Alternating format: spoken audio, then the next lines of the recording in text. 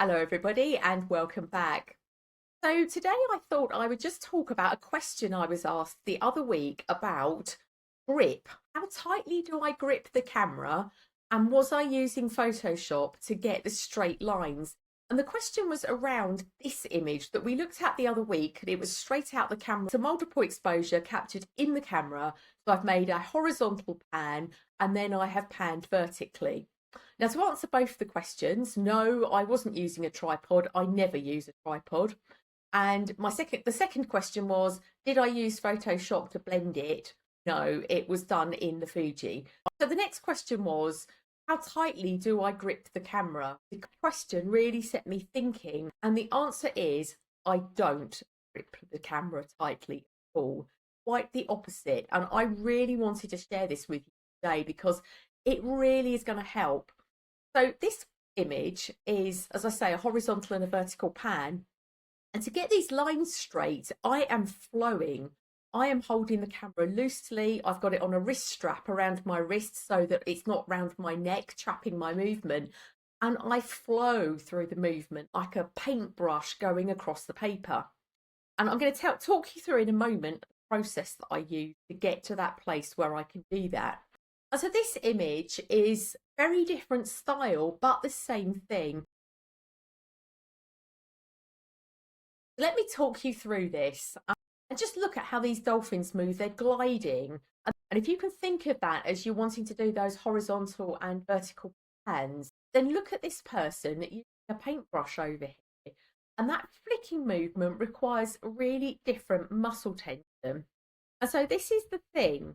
When we grip, so when you're tight and you grip the camera, you're activating muscles that are going to prevent you creating flowing movement. So something you can do just to try it and test it is just raise your shoulders a little bit. So just bring your shoulders up towards your ears and now try and make a throwing motion with your arm. It's really difficult, isn't it? But if you soften your shoulders, just let them go floppy and wiggle your arms and just release them next to you and now try and make that move. How much easier is that? Imagine a hose pipe with the water. It just flows freely, doesn't it? Unless there's a kink, a knot gets into the hose and then it pulses and jerks. And that's kind of the equivalent of us holding a lot of tension in the body.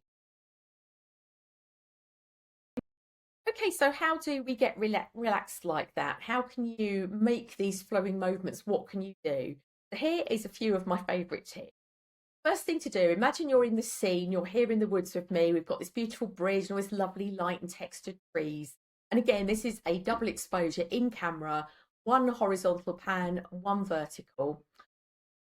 So one of the things that I suggest is imagine your feet are just lovely and relaxed. Wiggle your toes and imagine your feet are melting the ground. Imagine they're like melting chocolate, softening.